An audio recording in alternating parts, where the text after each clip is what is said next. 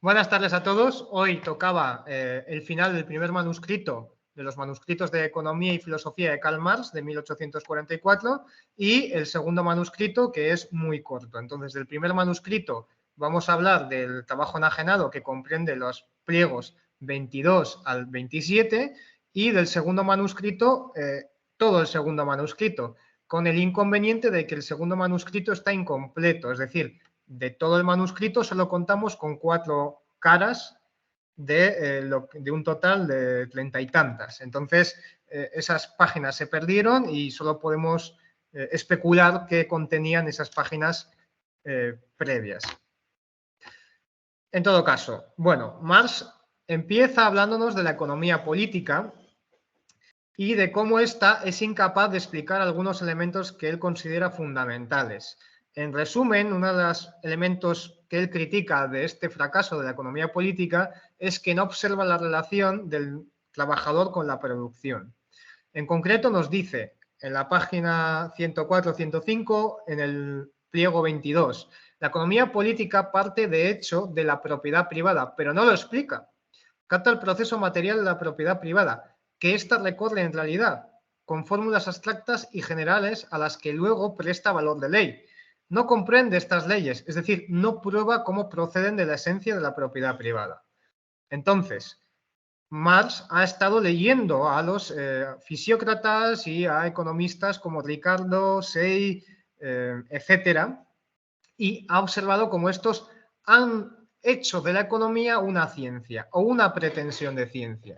Sin embargo, dentro de los avances de estos economistas, que luego menciona varios, él llega a la conclusión de que esta no es una explicación del todo científica, porque no comprenden el movimiento completo, toda la realidad de la economía política, no la explica y parten de algunos elementos como si fuesen realidades a priorísticas y innegables, de tal forma que no ofrece como tal una explicación completa. Y por eso nos dice, parte de aquello que debería explicar, es decir, parte de la realidad de la propiedad privada como modelo de producción, como si fuera algo inevitable, algo que está dado por sí mismo. Entonces, parte de aquello que debería explicar la propiedad privada, el desarrollo histórico que nos lleva a la propiedad privada. ¿Cuáles son las relaciones sociales que configuran la propiedad privada? Eso perdona, es lo que más... Perdona un momento, perdona. ¿Estás pasando páginas? No. Porque aquí está todo bloqueado y tampoco está puesto en pantalla completa. No lo veis correctamente, entonces. ¿No veis aquí que pone primer manuscrito de trabajo enajenado? Sí, pero no está en pantalla completa. ¿Ahora? No. Ponlo en la esquina inferior, en la esquina inferior derecha. A ver, está en presentación, en teoría. A ver, ¿ahora lo veis bien? Igual que antes. Bueno, igual que antes. Pues no sé, porque esto está en... A ver, vamos a comprobar. Bueno, sí, pues igual es lo de menos. Sobre todo el hecho de que pasaba que estás pasando de diapositiva y en lo que tenías como compartido no pasaba de diapositiva. Vale, pero ahora estoy en esta. ¿Ahora cambio? ¿Habéis visto que ha cambiado? Sí, ahora sí, primer manuscrito. Vale. Bueno, en ese caso, continuando, pues la economía burguesa parte de aquello que debería explicar, que es la propiedad privada.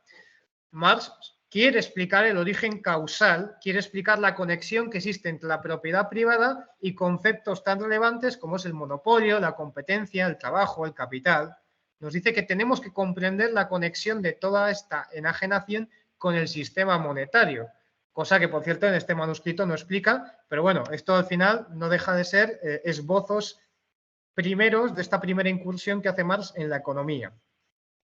Nos dice también, refiriéndose a lo que podríamos llamar robinsonadas, estas explicaciones que hace la economía burguesa basándose en aquello que debería explicar pero que no explica y que da por sentado, es decir, la propiedad privada como modelo de producción, el hecho de que los individuos produzcan de forma autónoma mercancías que lancen al mercado para su venta. Estos son robinsonadas, es decir, estas ideas de que en una isla desierta, ¿cómo se produciría el sistema económico y social? Bueno, pues son planteamientos primitivos, fantaseosos, que no dan una explicación realista, porque no hacen el recorrido propio de la naturaleza del ser humano, que es su historia, su desarrollo histórico en su relación con los medios de producción. Entonces nos dice Marx que esta situación, tal situación primitiva, no explica nada. Simplemente traslada la cuestión a una lejanía nebulosa y grisácea. Es una forma de echar balones fuera que tienen los economistas burgueses. Bueno, a día de hoy, con los economistas marginalistas, esto se ha elevado a la máxima potencia, porque han reducido todo a funciones de utilidad Cobb-Douglas, que, bueno, su utilidad está bastante cuestionada, me atrevería a decir. Continúa repitiendo elementos que ya hemos visto previamente, como esta idea de la miseria creciente del obrero, ¿no? El obrero, cuanta más riqueza produce, más miserable se vuelve en términos de riqueza. Matizar, ¿no?, que esta es una miseria relativa, no absoluta. O que cuanto más produce el obrero, cuanto más valor crea, más se desvaloriza a sí mismo. El producto del trabajo es trabajo fijado en un objeto, objetivación del trabajo, cual aparece frente al productor como extraño, como independiente. Es como si ese objeto, fruto del trabajo del asalariado, cobrase vida propia, autonomía y se le enfrentara, lo cual carece de sentido en tanto que es fruto de su trabajo, ¿no? Debería ser, en todo caso, un instrumento para satisfacer sus necesidades. Pero no es así en el capitalismo. En el capitalismo, como vemos, ese trabajo objetivado aparece de forma autónoma. Tenemos, por lo tanto, aquí varias inversiones hegelianas. Este es un texto, como ya sabemos, muy marcado por la filosofía de Feuerbach, pero también por la de Hegel. Objetivación como pérdida del objeto por parte del productor. La objetivación del trabajo del trabajador resulta en que ese producto de su trabajo se independiza de él. Pierde el producto de su trabajo. Servidumbre como también esa relación de objetivación. Siervo del objeto de su trabajo. El obrero se vuelve siervo de aquello que produce, de los objetos. Realización como desrealización. La realización del trabajo asalariado es la desrealización del obrero como ser humano. La apropiación como extrañamiento. El obrero, al apropiarse de víveres, de medios de subsistencia, lo hace como si fueran objetos extraños a él, exteriores a él, no fruto de su trabajo. Y al mismo tiempo la apropiación de la sociedad, de la riqueza, la apropiación de los burgueses del producto del trabajo del obrero, se produce por el extrañamiento, por la pérdida del objeto del obrero del fruto de su trabajo. Por esta enajenación del producto del trabajo del trabajador se llega a desposeer, empobrecer, tanto al trabajador, que se le priva de los bienes más necesarios y se le condena a la muerte por ello, muerte por hambre. La objetivación aparece como pérdida del objeto, entonces. Más adelante, sin embargo lo adelanto, puesto que me parece relevante, Marx reconoce que el origen del trabajo enajenado es la propiedad privada como modelo productivo. Esto aparece, si no me equivoco, en el pliego 25. Pero al mismo tiempo, la propiedad privada se fundamenta en el trabajo enajenado. El uno lleva al otro y viceversa. Es una relación recíproca, nos dirá Marx. Puntualizar aquí que para resolver este problema aparentemente tautológico, podríamos acudir al capítulo de la acumulación originaria del primer libro del Capital. Porque ya aquí ya él hace un desarrollo que se refiere al materialismo histórico, es decir, al análisis científico del desarrollo de la historia humana, por el cual explica cómo se produce la aparición de este trabajo enajenado y la aparición de el capital, de la propiedad privada como fenómeno y modelo de producción en el caso concreto de Inglaterra. Ya aquí en el segundo manuscrito, Marx esboza algunos elementos referidos a esta relación, elementos referidos a la dialéctica entre el arrendatario y el capitalista, el arrendatario capitalista y el terrateniente feudal, la polémica ideológica que tiene entre sí, sus contradicciones y la transformación del uno en el otro. No voy a entrar en gran detalle en estos elementos, los adelanto aquí, pertenecen al segundo manuscrito, el cual, como ya digo, está incompleto y para mí lo más relevante pues son estos puntos que he referido ahora. Sin embargo, si encontráis que echáis algo en falta, volveremos a ello. El trabajo enajenado es la deshumanización del trabajador. No es solamente un problema de carácter material, porque tanto más poderoso es el mundo extraño, objetivo que crea frente a sí, se entiende, el obrero, y tanto más pobres son él mismo, el obrero, y su mundo interior, tanto menos dueño de sí mismo es. Es decir, no solamente el obrero, por su enajenación, al crear riqueza, se vuelve, en términos relativos, mucho más pobre. Es decir, crea riqueza para la clase dominante, pero él sigue sometido a lo justo y necesario para su supervivencia, sino que al mismo tiempo, cuanto más crea, cuanto más desarrolla el mundo espiritual, el mundo interior de los seres humanos, más se empobrece su propio mundo interior. Menos dueño de sí mismo es, más dueño, más dominado por las mercancías está, a un nivel tanto material como también a un nivel psicológico, a un nivel ideológico. El desarrollo de la relación de producción capitalista de la propiedad privada ahonda la enajenación, y el ahondamiento de la enajenación en términos materiales y también espirituales produce una deshumanización del trabajador, que pierda sus valores, su capacidad espiritual, su mundo espiritual en favor del mundo de las mercancías. El mundo interior y espiritual de los trabajadores se ve volcado, incluso robado, por las mercancías, tal y como sucedía en la teoría filosófica de Feuerbach con relación a la religión. Y es que aquí el fenómeno se parece mucho al que describía Feuerbach, que nos dice nos dice Marx, cuanto más pone el hombre en Dios, tanto menos guarda para sí mismo. El volcar aspectos que pertenecen al ser humano, como la fuerza del trabajo productivo, en los objetos, en la maquinaria, por ejemplo, hacer pensar que es la maquinaria la que es productiva y no el trabajador y su intelecto y su capacidad de organizarse, deshumaniza al trabajador. El plantear que es una ropa la que da elegancia, quita la elegancia y la belleza del interior del propio trabajador para volcarla y exteriorizarla en el objeto, en la mercancía. Yo tengo aspectos, yo tengo virtudes y facultades y potencias, no porque sean mías propias como ser humano, sino mediante y gracias a las mercancías.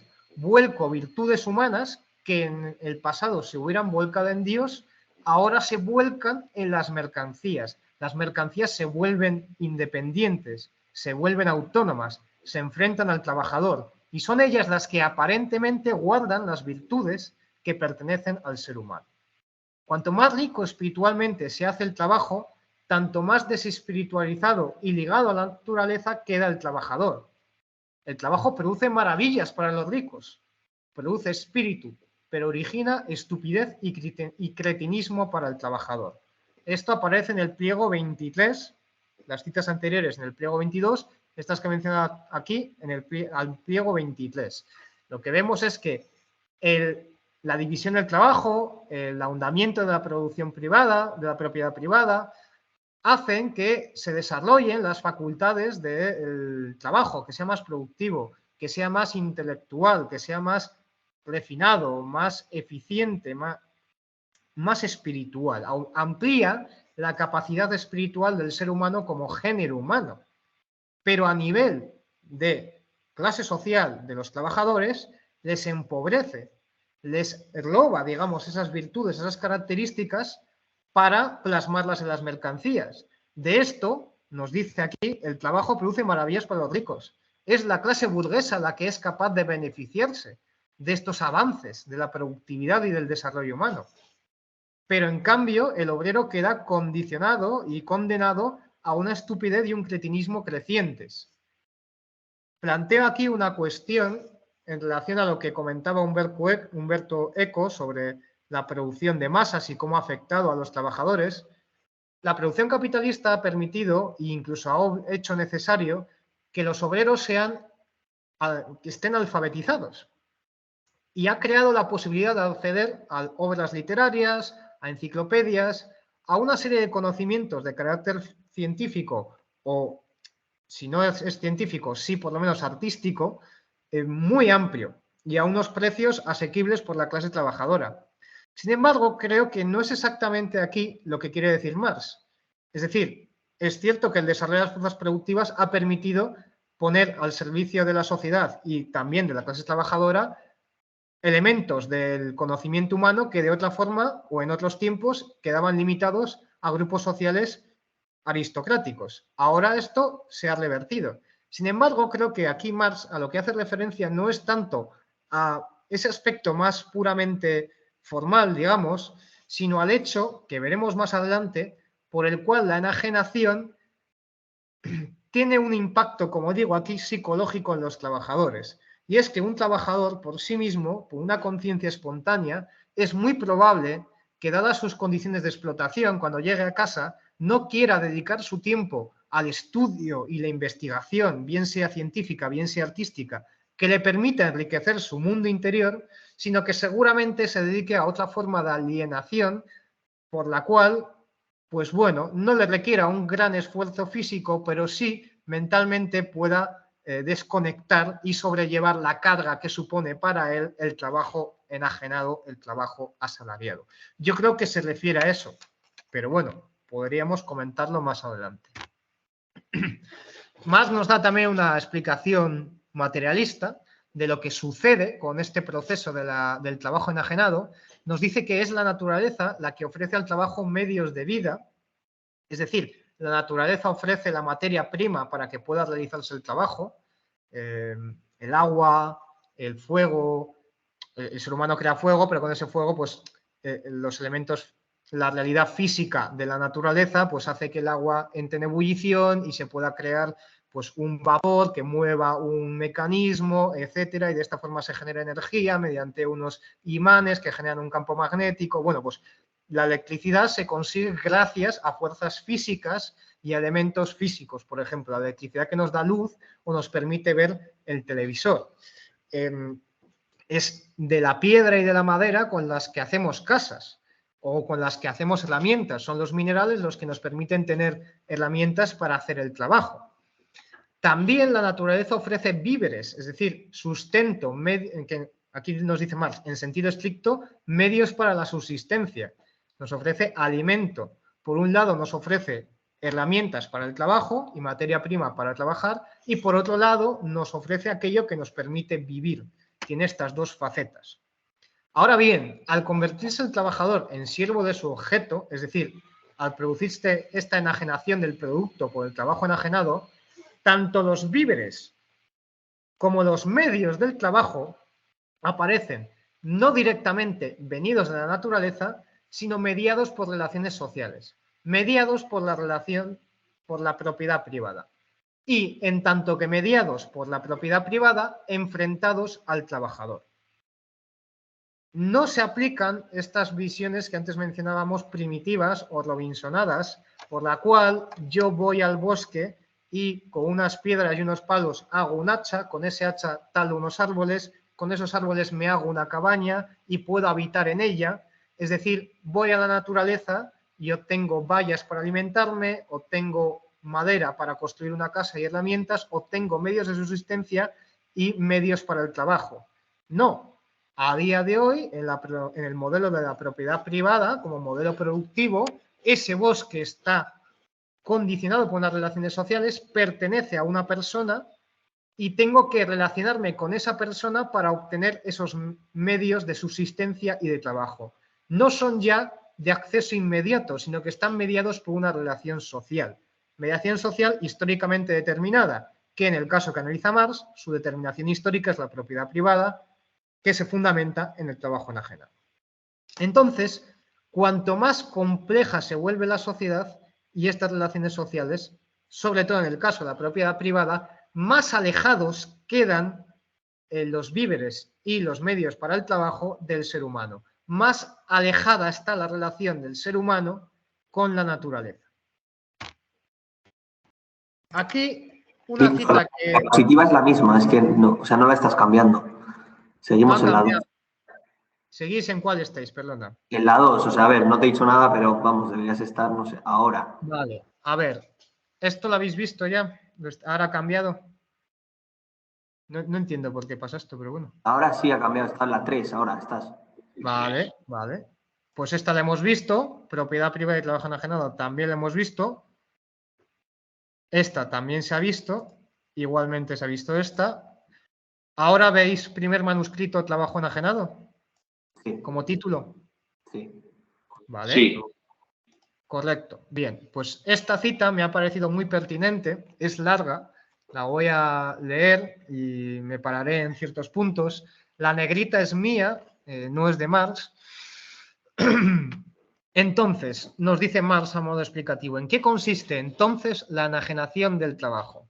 Primeramente, en que el trabajo es externo al trabajador, es decir, no pertenece a su ser, en que en su trabajo el trabajador no se afirma, sino que se niega, no se siente feliz, sino desgraciado, no desarrolla una libre energía física y espiritual, sino que mortifica su cuerpo y arruina su espíritu. Por eso el trabajador se siente en sí fuera del trabajo y en el trabajo fuera de sí. Está en lo suyo cuando no trabaja y cuando trabaja no está en lo suyo. Su trabajo no es así voluntario, sino forzado, trabajo forzado. Por eso no es la satisfacción de una necesidad, sino solo un medio para satisfacer las necesidades fuera del trabajo. Su carácter extraño se evidencia en el hecho de que tan pronto como no existe coacción física, huye del trabajo como de la peste. El trabajo externo, el trabajo en que el hombre se enajena, es un trabajo de autosacrificio, de ascetismo. Bien, en un primer lugar nos está diciendo que el trabajo pues, se le presenta como externo al trabajador. El trabajador tiene que ser coaccionado, es trabajo forzado, debe ser obligado a realizarlo. Y es un trabajo en el cual él no se afirma.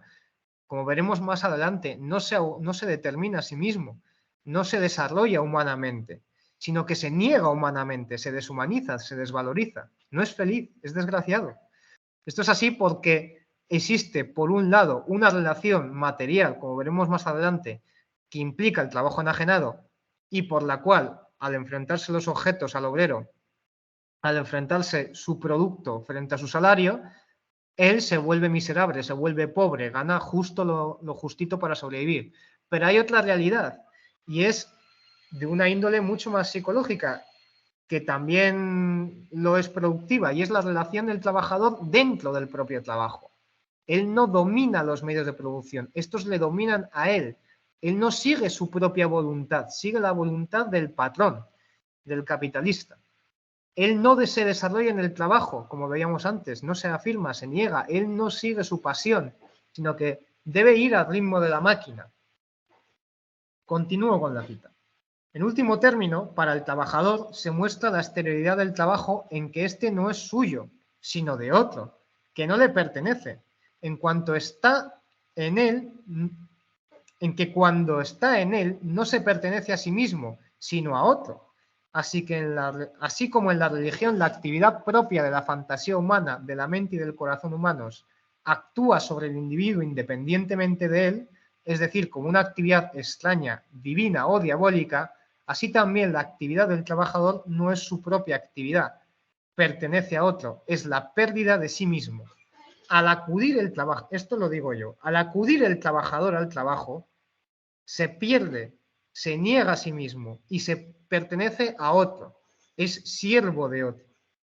Y lo es única y estrictamente en el tiempo en el que está en el trabajo. Al salir del trabajo, como veremos, tiene espacio limitado por su salario y por la realidad histórica en la que vive, pero tiene cierto grado de espacio para la libertad. Esto se diferencia del siervo de la gleba, que estaba fijado a la tierra, como el señor feudal también estaba fijado a la tierra. Y si no recuerdo mal, lo veíamos en la sesión anterior, que parecía que la tierra y el señor feudal eran uña y carne y las propiedades de la tierra estaban vinculadas al señor feudal y el siervo de la gleba a esa tierra. La tierra era importante en la Edad Media no solamente por los recursos que ofrecía, sino por la gente que albergaba, gente que pertenecía a esa tierra. Aquí eso no es así. Aquí es el obrero propiedad de otro cuando trabaja, pero cuando sale del trabajo ya no es propiedad de otro. Sin embargo, En el trabajo, la alienación es total, es absolutamente propiedad de otro. Y en el caso de que el trabajador dentro de su trabajo se perteneciera a sí mismo, es porque no está cumpliendo con las medidas que le impone el patrón, sino porque está dedicando su tiempo de trabajo a cuestiones que le son de interés propio y que no son de interés a la producción tal y como la viene impuesta por el patrón. En cualquier caso, continuando con la cita, de esto resulta que el hombre, el trabajador, solo se siente libre en sus funciones animales, en el comer, beber, engendrar y todo lo demás en aquello que toca a la habitación y el atavío. Y en cambio, en sus funciones humanas se siente animal. Lo animal se convierte en lo humano y lo humano en animal. Comer, beber y engendrar, etc. son realmente también auténticas funciones humanas, pero en la abstracción que las separa del ámbito restante de la actividad humana y las convierte en un fin único y último, son animales. Aquí vemos la paradoja. El trabajo debería ser la función, una de las funciones más esenciales, más determinantes del ser humano como ser genérico, como ser universal diferenciado de los animales. Es decir, en el trabajo el ser humano debería desarrollarse casi completamente o completamente. Pero gracias al trabajo enajenado en la propiedad privada no sucede así. Sucede en todo caso lo contrario. Es en el trabajo donde el ser humano es menos humano y más animal. Y solo para estas funciones básicas y tan primitivas se le permite cierta libertad al trabajador. La inversión, por lo tanto, es total. Se le ha robado al trabajador posiblemente una de sus mayores riquezas, que es la posibilidad de desarrollar su actividad vital de forma libre y de esa forma enriquecerse y autodeterminarse. ¿Habéis visto el cambio de diapositiva ahora? Sigue en la 7. Sigue en la 7, vale. Pues ahora cambiará, espero. A ver. Sí. Ahora sí, ¿no? Bien, pues siguiendo esta línea, Marx deduce dos aspectos fundamentales del trabajo enajenado que tal vez ya habéis podido intuir. Por un lado, en la relación del trabajador con su producto enajenado y con el mundo exterior que se le presenta hostil. El mundo exterior es el mundo no humano, el mundo objetivo, el mundo sensible, el mundo de la naturaleza, las piedras, el viento, el aire, el alimento.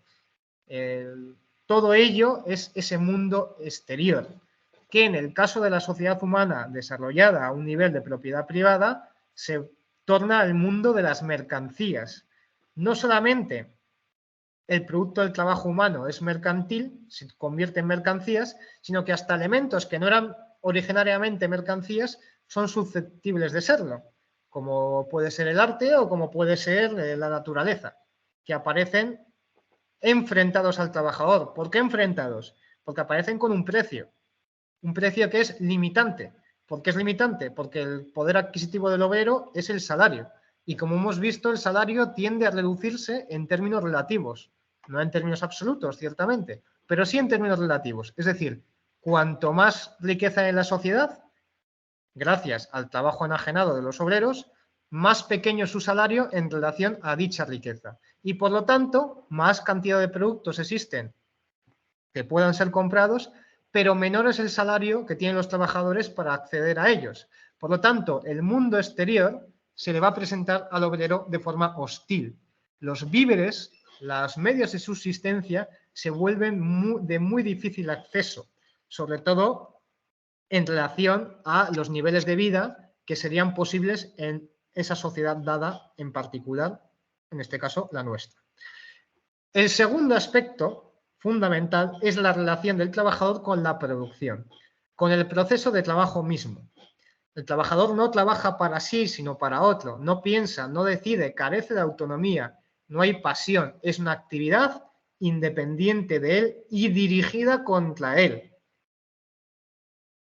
Esto es la alienación en el trabajo, el hecho de que el obrero acude a trabajar en contra de su voluntad, coaccionado por el hambre, y acude a trabajar para desarrollar una actividad que no ha sido pensada por él, no ha sido ideada por él, no es fruto de su voluntad, es pensada, ideada y propia de la voluntad de un otro que se apropia del trabajo del obrero. Es decir, es propiedad del capitalista y está dirigida por el capitalista y está en concreto dirigida contra el obrero.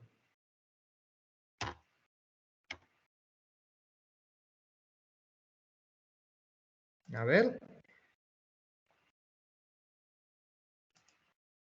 Vale. Esto de las diapositivas es un poco aburrido.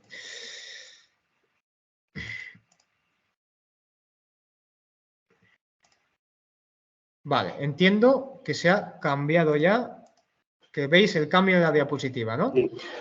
Pues entonces, el hombre, este es un elemento muy interesante, me parece a mí, de lo que dice Marx, aunque en mi opinión no se explaya tanto como me gustaría, tal vez, nos dice que el hombre es un ser genérico y establece aquí en su generalidad una diferencia con los animales.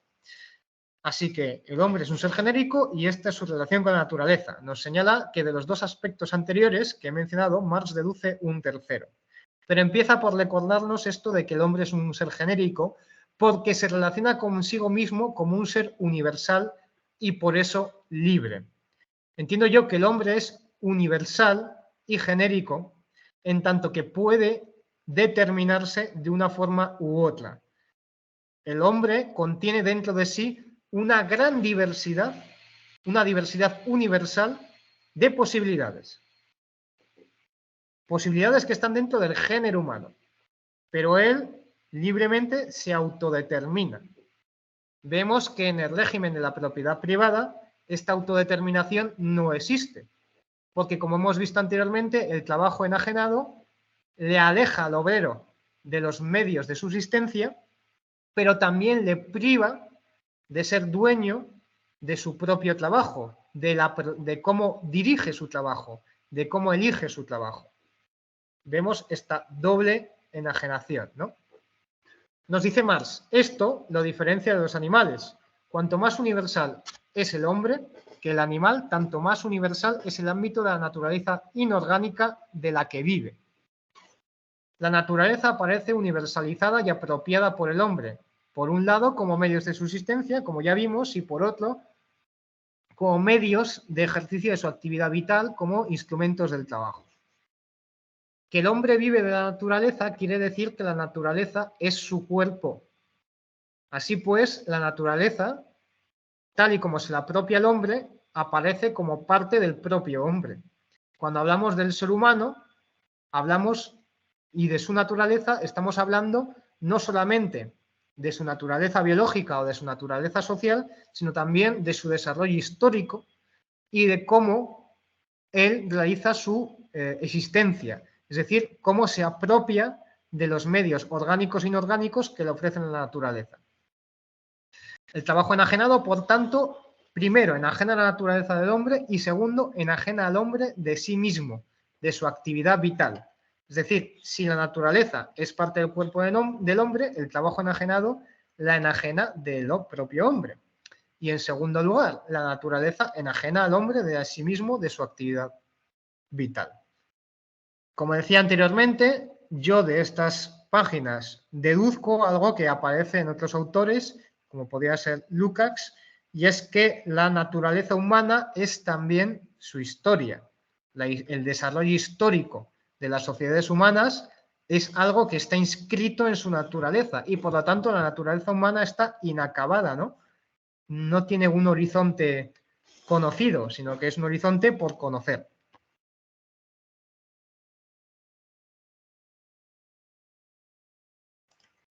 Bien, siguiente diapositiva. El hombre se diferencia del animal, nos dice Marx, el cual, el animal, es inmediatamente uno con su actividad vital. No se distingue de ella, es ella.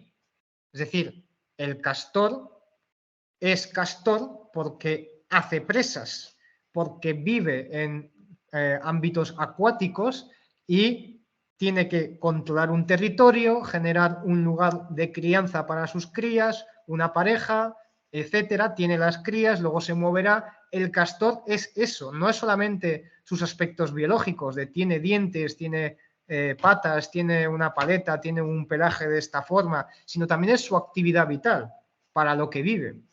Mientras tanto, el hombre hace de su actividad vital misma el objeto de su voluntad y de su conciencia. Tiene actividad vital consciente.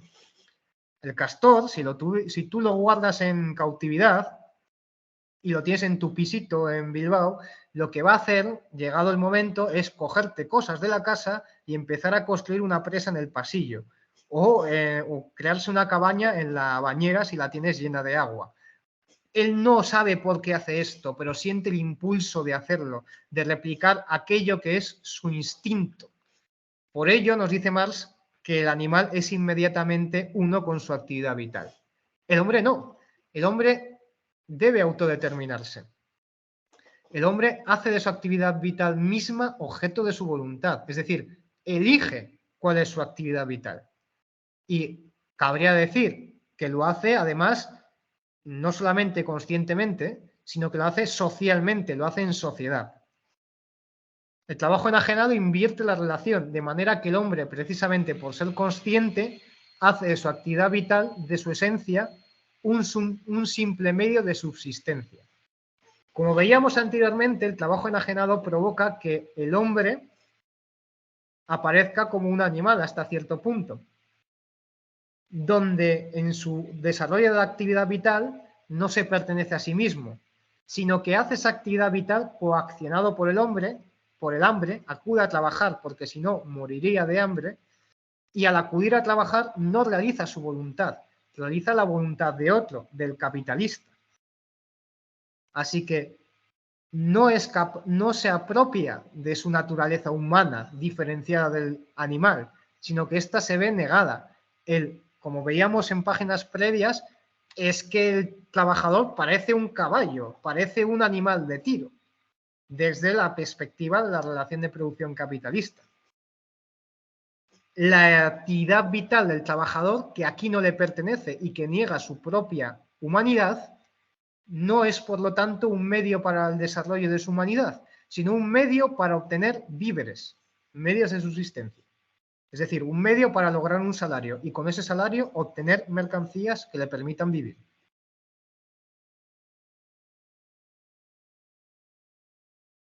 Continuamos con este hombre como ser genérico y digo yo, y por lo tanto social. Nos dice Marx en el pliego 25, la relación del hombre consigo mismo únicamente es para él objetiva y real a través de su relación con otros hombres.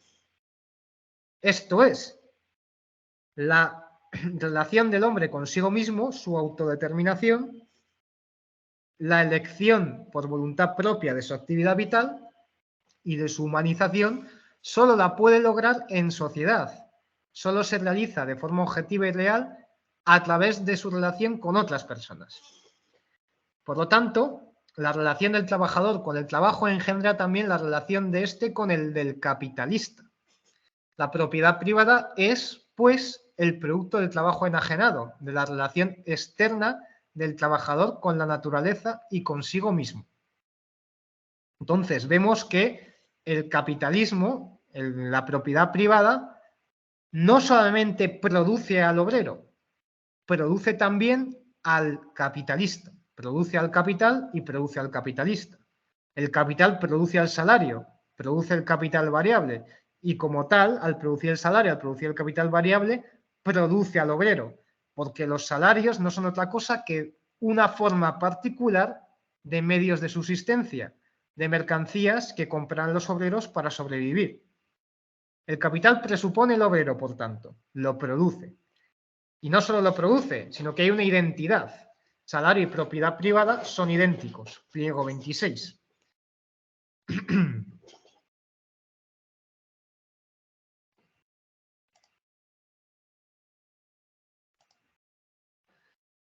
Bien, hasta aquí los elementos que me han parecido fundamentales del trabajo enajenado y algunos elementos del segundo manuscrito. Concluyo la presentación, que tiene mucha más riqueza y que, de hecho, si me permitís, todavía ahondaré un poco más, con unos conceptos clave que han aparecido, clave bien sea para explicar las páginas que hemos leído, bien sea de una forma más accesoria. Por un lado, mencionar aquí, y yo lo he dado por presupuesto desde el principio, pero no es una lectura que necesariamente se haga así. Yo creo que sí que está implícito en los escritos, pero bueno, hay quien podría verlo y no intuirlo de buenas a primeras. Y es que la propiedad privada aparece, en todas las formas que aparece aquí, según yo he visto, como no como la propiedad privada de objetos personales, no como decir este es mi móvil o estos zapatos son míos, sino como propiedad privada sobre los medios de producción, sobre la riqueza social. Opuesta, por cierto, aparece en estos manuscritos a la propiedad feudal. Aparece así en el segundo manuscrito, en el pliego 41. El trabajo enajenado tiene distintas formas de escribirse en alemán y con matices diferentes. No voy a aventurarme a pronunciar esta palabra que aparece en pantalla, pero sería la palabra que empleó Marx para escribir estos manuscritos. Y hace referencia al trabajo enajenado o a la alienación del trabajo en un matiz histórico propio. Entonces, se trata de una figura de la filosofía hegeliana, pero en este caso está ubicada en la realidad histórica de la propiedad privada del capitalismo. Entonces, no es una alienación cualquiera. Esto según Ilienkov, por cierto, no es una alienación cualquiera, es una alienación propia de la propiedad privada, una alienación determinada históricamente, que en otros periodos históricos no hubiera aparecido de la misma manera. Se refiere al trabajo extrañado, el trabajo que realiza el obrero, pero que no le pertenece. El trabajo que al objetivarse, al realizarse en el objeto, se opone y empobrece al obrero. El capital, como hemos visto ya antes, pliego 26, aparece pues, con independencia de la forma particular, como un proceso. Y hay un elemento extraordinariamente interesante, me parece a mí, en el pliego 41, de nuevo, del segundo manuscrito. No os digo las páginas de vuestra edición, puesto que he empleado yo otra, entonces igual os resulta algo lioso para buscarlo, pero en cualquier caso nos habla de un trabajo que progresa en la indiferencia. Lo que más adelante, no en estos manuscritos, pero llamo la atención sobre esto, va a aparecer como trabajo indiferenciado, socialmente indiferenciado, la categoría de trabajo abstracto. Y no solo eso, sino que aquí Marx lo está fijando históricamente, porque él habla de este trabajo que progresa hacia la indiferencia contrapuesto al trabajo feudal. Por lo tanto, aquellas personas que argumentan que el trabajo abstracto es una categoría ahistórica que pertenece a todos los periodos históricos, en mi opinión, no solamente no ha comprendido el Capital, sino que tampoco ha comprendido los manuscritos, porque ya aquí vemos que ideas tan avanzadas de Marx existen. Por cierto, también a principio del manuscrito hay un momento en el que Marx divide la sociedad entre poseedores y desposeídos. Es decir, dice que el terrateniente y el capitalista son lo mismo, por lo menos desde cierta perspectiva. Yo creo que esa simplificación tiene un elemento de acierto, es decir, en cierta medida es correcta, pero como vemos más adelante, Marx no se limita a ella, porque en el Capital, Marx sigue manteniendo que hay tres clases sociales: obreros, capitalistas y terratenientes. Y aunque a día de hoy la figura del terrateniente ha quedado tal y como en su aspecto, digamos, más clásico de poseedor de tierra, ha quedado un poco dejada de lado, la figura de los bancos y del sistema monetario sí que tiene mucha preponderancia y es una relación, en mi opinión, muy similar a la del terrateniente. Al final es importante conservar estas tres categorías y no unificarlas en dos, como hacen algunos. Si no recuerdo mal, Juan Íñigo Carrera lo realiza y aquí, si queréis, me podéis corregir. Y también Juan Íñigo Carrera habla del trabajo abstracto como una figura histórica. Además, creo que más adelante le leeremos, así que creo que podremos contrastar estas ideas. Me parece relevante porque, como ya señalaba Smith, no es la misma la posición de clase que tiene el terrateniente que la que tiene el capitalista con respecto a la sociedad. Existen matices, y son matices que serán importantes en cierta medida. Si os parece, concluyo aquí la presentación, dejando margen a preguntas, otros planteamientos, otras ideas. Soy plenamente consciente de que hay algunos elementos que no he reflejado en la presentación y que podremos abordar. Así que, nada, cedo el turno a la palabra. Si lo que queréis comentar, adelante. Si tenéis dudas, las intentaré resolver y si no, seguro las resolvemos con la ayuda de los demás. Voy a dejar de compartir.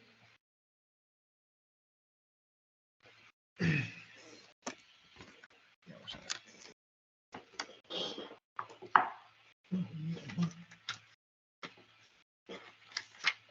¿Quién interviene? Digo yo. Bueno, ciertamente, leyendo estas páginas que me parecen fundamentales, me llama la atención lo que veíamos en el libro de Sánchez Vázquez, que hay autores, primero, que consideran que hay diferencia conceptual de contenido, diferencia sustancial entre Entfremdung, Entäußerung, es decir, entre extrañamiento, enajenación, cuando para Marx son exactamente sinónimos.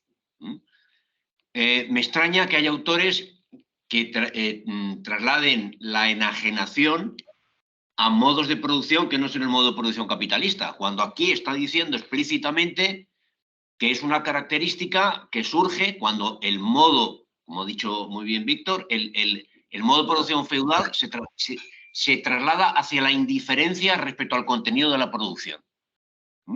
Cuando los seres humanos se identificaban por lo que producían, y ahora se identifican por no producir nada desde el punto de vista específico, salvo sus propias condiciones de subsistencia. Bueno, y luego me llama la atención porque creo que es más claro de lo que muchas interpretaciones confusas han introducido desde los años 60, sobre todo, en adelante.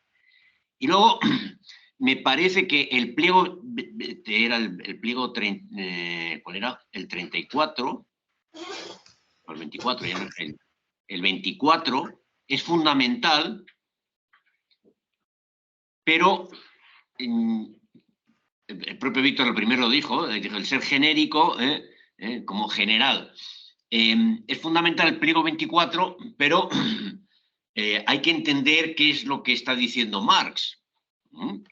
Y quizá, aunque la traducción correcta es la de ser genérico, porque Gatus Leben es la vida genérica, es como hay que traducirlo directamente, pero quizá hay que alejarse un poco de la literalidad, porque me parece que se explica mejor, por ejemplo, en la traducción, que no me parece mejor en general que esta, en la traducción de la OME, de Ripalda. Por ejemplo, en un párrafo dice: la vida de la especie humana, tanto natural como psíquica, es algo que le es extraño al hombre, en un medio para su existencia individual. Al hombre le enajena su propio cuerpo, como la naturaleza fuera de él, como su psiquismo, su humanidad. Cuando habla de ser genérico, habla de la especie y dice ¿qué es la esencia del hombre? Y aquí lo responde, y eso además, por cierto, lo repiten los Grundrisse. ¿Qué es lo esencial? ¿Qué es la esencia del ser humano? Y ahí, de nuevo, me llama la atención que algunos digan que esto es Feuerbach, el propio Ripalda, al presentar el apartado sobre trabajo enajenado, comienza diciendo: no, es que esto es una especie de remedo, incluso una de la segunda parte de este manuscrito es algo así como un pequeño pendant a la esencia del cristianismo de Feuerbach. Bueno, yo veo más a Hegel que a Feuerbach aquí, pero claramente se ve en el momento en que Marx dice: ¿qué es la esencia del ser humano? Del hombre, del individuo concreto.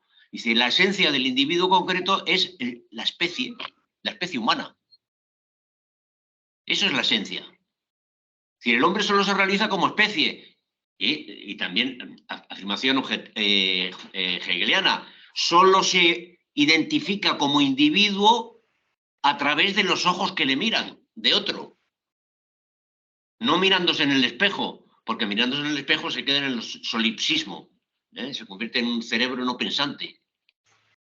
Piensa en sí mismo cuando ve que el otro le mira y le ve a él.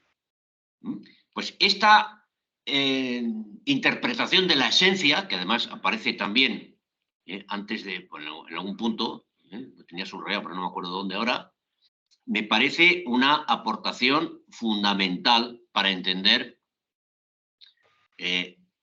la enajenación que se produce del trabajador asalariado respecto a su producto y la enajenación en el propio proceso respecto a su producto y respecto a su propio trabajo, que son las dos formas primeras en las que lo analiza. Pero ya digo, este punto 24 merece más de una lectura.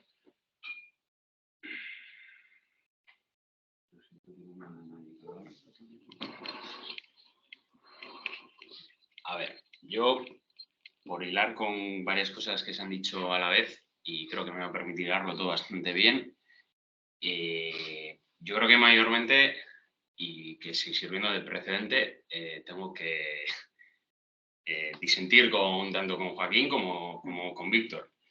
Primero, porque... ¿Cómo es posible?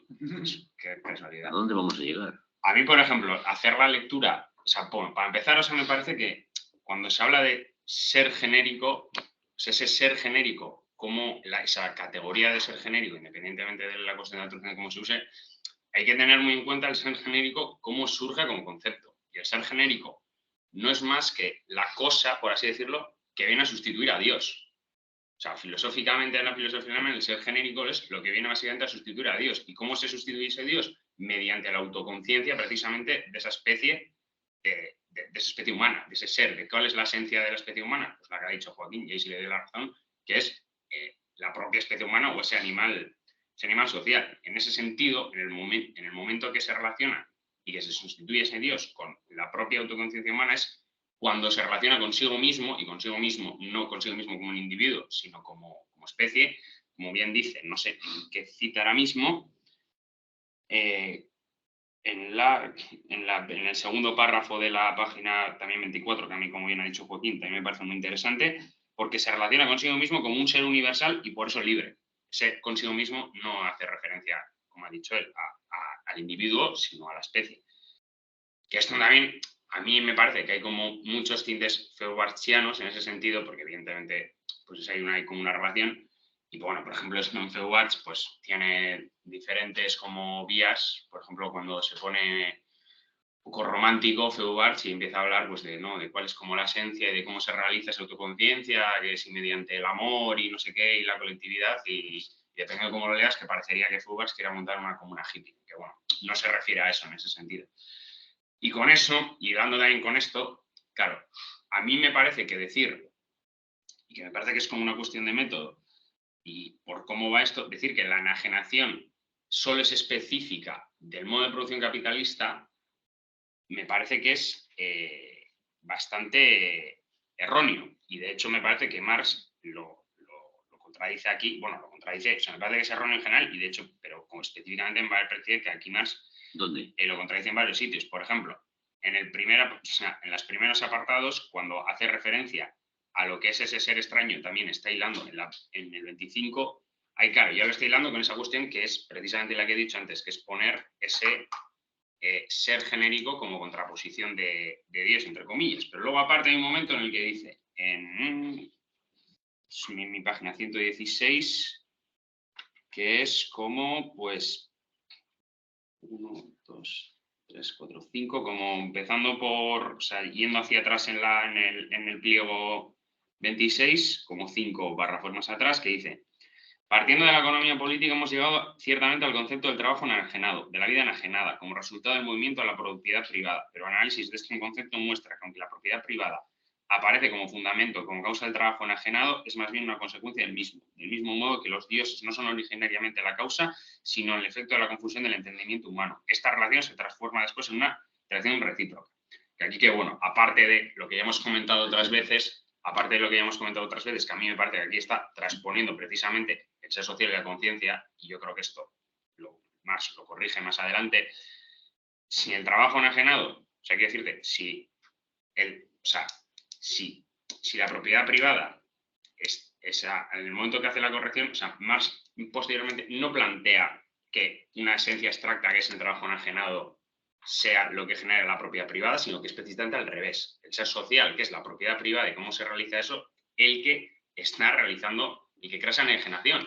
Eso sí, la crea con determinaciones específicas capitalistas, pero enajenación religiosa hay, independientemente del modo de producción, o sea, hay en el modo de producción capitalista y en el modo de producción no capitalista.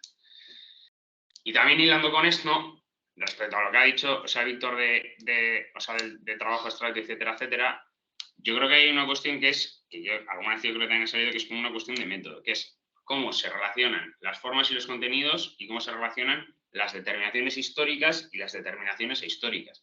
Es decir, el trabajo, si tú lo defines, como por ejemplo hace Marx en algunos apartados del Capital, como ese gasto fisiológico, simplemente como ese gasto, como en el puro sentido físico, pues evidentemente se puede considerar que es una categoría o una cuestión histórica. La cuestión ¿es una cuestión histórica? Pues evidentemente no, porque el trabajo abstracto puede ser abstracto y puede ser como medida de intercambio en medida de que se inserta dentro del modo de producción capitalista y ese trabajo abstracto sirve para comparar equivalentes de diferentes tipos de trabajo cualitativamente hablando. Pero no deja de tener ciertas características ahistóricas, como puede ser ese gasto fisiológico, o sea, quiere decir, ese gasto fisiológico con el que puedes delimitar el trabajo abstracto se realiza en un modo de producción en el otro. La cuestión es, ese gasto fisiológico, ese trabajo abstracto que permite comparar dos mercancías cualitativamente distintas solo en una cuestión cuantitativa, toma determinaciones científicas dentro de la noción capitalista y toma esa, lo explica en el Capital, de esa, que creo que también me estoy yendo un poco porque no es el tema de esto, porque son los manuscritos, pero que toma ese carácter bifacético del trabajo y etcétera, etcétera. Pero ahí que la cuestión es precisamente no plantear, yo creo que la enajenación o el trabajo abstracto o lo que sea brota de repente como si brotase de la nada, porque encima a mí explicar metodológicamente eso, cómo brota o cómo deja de brotar, me parecería problemático, sino ser capaz de identificar qué cuestiones son, por así decirlo, ahistóricas, como puede ser precisamente que el hombre se apropia de ese medio natural, de su cuerpo inorgánico, que lo conoce mientras las ciencias naturales, que a medida que es lo que dice Marx, creo, precisamente en el pliego este 24, ¿no?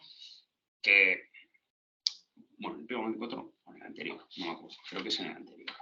Bueno, sí, lo que ha dicho, pues eso, Víctor, de los víveres y que en ese sentido, como todas esas cuestiones que en mayor o menor medida, más o menos generalmente, se pueden considerar como cuestiones históricas en el sentido de pues, que el hombre tiene que, el ser humano tiene que trabajar para comer, en ese sentido, pero esas cuestiones que son inherentes, cómo se relacionan en las formas históricas específicas, en las formas sociales específicas. Y creo que ya está, porque si no me voy a empezar a dar vueltas y a liar. Te respondo, Ander, si me dejáis en un segundo. Tenía la mano Pello, pero como veas. O sea, adelante, si quieres responderme a mí... No, pero por cerrar rápidamente, a mí me parece que aquí es bastante claro y que es claramente una categoría histórica porque la está contraponiendo al trabajo feudal, que lo ha explicado Joaquín también. La cita yo creo que es bastante claro. Lo único que no es claro, si acaso no es tan claro, es la relación con el trabajo abstracto, ¿no? Porque todavía no emplea esa categoría tan explícitamente. Pero me parece extraordinariamente claro que es una categoría histórica porque lo está contraponiendo. Y no solamente lo contrapone, sino que es, por cierto, al revés de como tú lo has dicho. El trabajo enajenado no surge por la propiedad privada como modelo de producción. La propiedad privada como modelo de producción dominante surge por el trabajo enajenado. ¿Cómo surge esto históricamente en Inglaterra? Bueno, pues lo explica Marx en el capítulo de la acumulación originaria, por los cambios en la producción, fundamentalmente la producción agrícola, por el arriendo de las tierras y cómo se produce esa nueva relación social a la hora de arrendar las tierras entre arrendador y arrendatario. y se produce una concentración de las tierras y se produce una priorización de los pastos sobre la simiente, sobre el grano, etcétera. Todo ello es un proceso histórico claramente determinado en una región histórica también determinada, porque veríamos que la acumulación originaria se ha producido en otros sitios bajo otras formas. No es menos cierto que categorías precapitalistas o capitalistas que todavía no se han desarrollado completamente preexisten al capitalismo, porque como veremos, bueno, como ya hemos visto, quiero decir, hay elementos sociales que se encuentran sin desarrollar completamente, como es el dinero, antes de que se produzca el capitalismo. El capitalismo, como fenómeno histórico, está en la naturaleza social humana, esa naturaleza social que mencionábamos anteriormente, ¿no? De que el ser humano se diferencia del animal por eso, precisamente, porque elige conscientemente su actividad vital. Pues es en esa elección consciente de la actividad vital a través de la sociedad y mediante la sociedad, en la que hay categorías históricas, como es el trabajo, como son los víveres, como son los medios de trabajo y de subsistencia, vemos que aparecen elementos que están sin desarrollar completamente, como es el capital comercial, el capital bancario, como es el dinero y como es cierto grado de trabajo asalariado, que preexiste, como ya digo, al capitalismo. Pero cuando el trabajo enajenado en estas formas históricas particulares y concretas, como es la del arrendamiento en Inglaterra, despliega suficiente potencia y fuerzas productivas y se torna en un modelo de producción cada vez más extendido, es ahí cuando vemos que se pueden desarrollar otras categorías como trabajo abstracto. Y digo esto porque más adelante, en los Grundrisse y en el Capital, si no recuerdo mal también, el trabajo abstracto aparece como una realización del trabajo universal, del desarrollo de los mercados universales. Trabajo abstracto o la indiferenciación del trabajo, que aquí menciona Marx, no puede producirse si no se han producido antes una serie de cambios sociales. Por ello es una categoría fundamentalmente histórica, porque se deben producir primero esas modificaciones sociales particulares, que en este caso sería la propiedad privada y que por eso la diferencia del trabajo feudal, porque como decía anteriormente Joaquín, y se dice también en estas páginas, el trabajo feudal está condicionado por su contenido, por su relación real de producción. Eso por responder a lo que comentabas, que a mí me parece que es meridianamente claro. Pello, por favor, sí, y quien continúe, claro. Supongo que será por la declaración de este libro. No sé si tienes a mano la cita donde dices explícitamente que contrapone lo del modo de producción feudal con la enajenación en la modo de producción capitalista. Que yo no la he sabido encontrar, no, imagino que la has leído antes. Pero vale, te la busco, dame un segundo. Está en el segundo manuscrito, si no recuerdo mal. Dame un momento. Sí. De hecho, también es curiosa porque aparece lo que me aparece una contraposición del campo y la ciudad. Así que te la voy a leer completa. Está, para los que tenéis otra edición, es el último párrafo del pliego 41, en el segundo manuscrito, ¿vale? Entonces, el párrafo entero es muy largo. Estos son las últimas líneas, pues las últimas 10 líneas, por ejemplo. Empieza diciendo: esta diferencia solo subsiste como un tipo especial de trabajo, como una diferencia esencial, importante, vital, mientras la industria, paréntesis, la vida urbana, se forma frente a la propiedad rural, paréntesis, la vida aristocrática feudal, y lleva aún en sí misma el carácter feudal de su contrario en la forma del monopolio, el gremio, la corporación, etcétera, dentro de cuyas determinaciones el trabajo tiene aún una aparente significación social, tiene aún el significado de la comunidad real, no ha progresado aún hasta la indiferencia respecto del propio contenido, hasta el pleno ser para sí mismo, es decir, hasta la abstracción de todo otro ser, y por ello no ha llegado aún al capital liberado.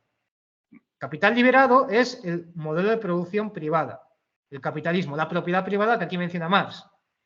Y este se libera a sí mismo cuando es hegemónico, lógicamente. Entonces todavía no ha llegado ahí. ¿Por qué no ha llegado ahí todavía? Porque el trabajo no ha progresado aún hasta la indiferencia, hasta que podamos comparar, gracias a las mercancías, el trabajo de un albañil de Singapur con el trabajo de un ingeniero informático de la City londinense, por ejemplo. Entonces, para lograr esta comparación, como ya digo, hace falta un mercado en el cual puedan arrojarse las mercancías, hace falta una unidad de medida, es decir, hace falta dinero, hacen falta una serie de elementos históricos que no se desarrollan completamente hasta un momento histórico en concreto. Es cierto que la cita, por un lenguaje hegeliano y por cómo está redactada, igual no es tan clara, pero yo creo que si se lee tranquilamente, sí es clara. O sea, no es fácil de entender, si acaso, pero lo que no deja es lugar a dudas una vez se ha comprendido. Es lo que quería decir igual. ¿Tengo el micro puesto? Okay, vale. Pues yo te respondo y respondo a Joaquín, y si me posiciono con Ander también en esto, en que no estoy de acuerdo en que Marx en esta cita en concreto, por ejemplo, esté contraponiendo el trabajo enajenado con el trabajo como se daría en la sociedad feudal. Creo que está hablando en esta cita concretamente de comparando dos modos de producción, que serían el capitalista y el feudal, pero no el trabajo enajenado. A lo largo del primer manuscrito, que es donde habla del trabajo enajenado, de este capítulo que hemos leído hoy, me parece que, y estando de acuerdo con Sánchez Vázquez en esto, que la mayor parte del tiempo en la que desarrolla el concepto de trabajo enajenado y sobre todo el concepto de género, lo hace de una forma ahistórica. O sea, evidentemente hay un contenido real y hay un contenido material en el concepto de trabajo enajenado, en cómo se apropia un algo externo del trabajo de los trabajadores y de cómo ese algo externo pasa a contraponerse a los trabajadores y de cómo se forman ahí unas relaciones sociales de enajenación y que dan lugar a este trabajo enajenado a su vez. Pero todo esto lo hace desde un punto de vista abstracto y en buena medida, como nos dice Sánchez Vázquez, o sea, en forma de negación de una esencia humana abstracta. O sea, en este capítulo yo creo que es muy claro que de lo que está hablando es, o sea, hay muchos remanentes de Feuerbach todavía, y lo que dice, o sea, en un párrafo que has leído, primeramente que el trabajo es externo al trabajador, creo que estaba en el pliego 23, ¿sí? Es decir, no pertenece a su ser, en que en su trabajo el trabajador no se afirma, sino que se niega. ¿Se niega de qué? De su esencia. No se siente feliz, sino desgraciado. No desarrolla no desarrolla una libre energía física y espiritual, sino que mortifica su cuerpo y arruina su espíritu. No se siente feliz, sino que se siente triste. No se siente afortunado, se siente desgraciado.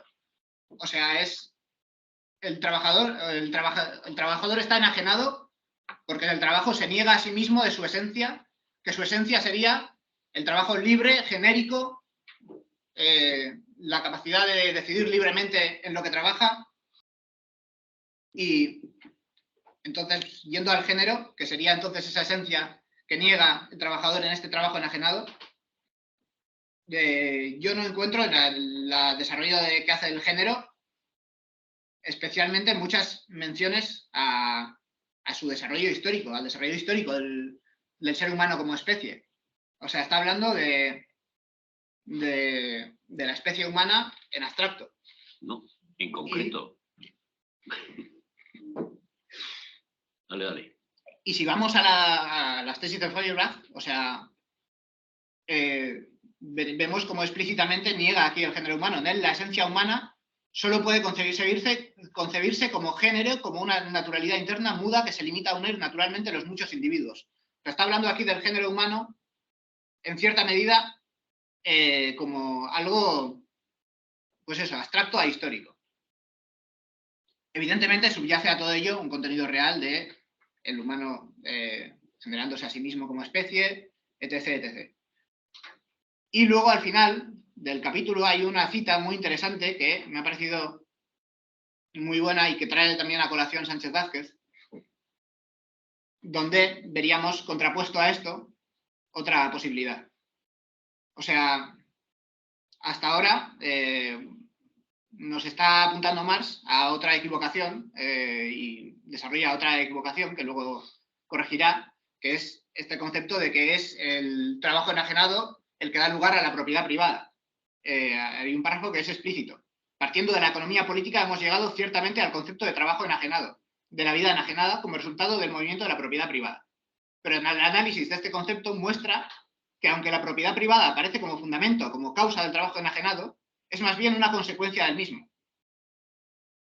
Del mismo modo que los dioses no son originalmente la causa, sino el efecto de la confusión del entendimiento humano, otro paralelismo con Feuerbach. Esta relación se transforma después, es decir, después de que haya surgido, en una relación recíproca. Surge primero la enajenación, luego la propiedad privada y después entra en una relación recíproca. Esto llega a este resultado a través del análisis del concepto del trabajo enajenado, y yo creo que es un error en el que cae por el propio análisis que hace, que el análisis es ahistórico y está basado en una esencia en parte abstracta de él. Y hay otro párrafo, a ver si lo encuentro, un momento.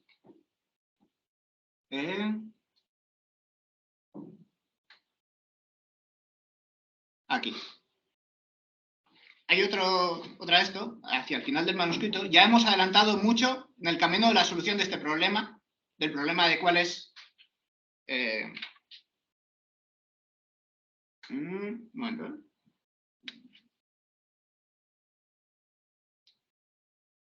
Vale, no lo encuentro ahora en el texto.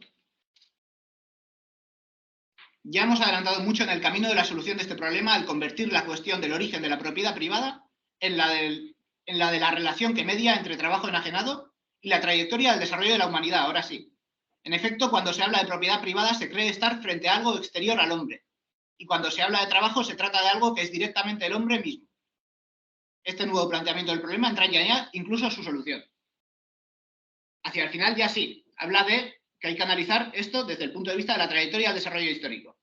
Y nos dice Sánchez Vázquez, en efecto, el planteamiento lo tiene.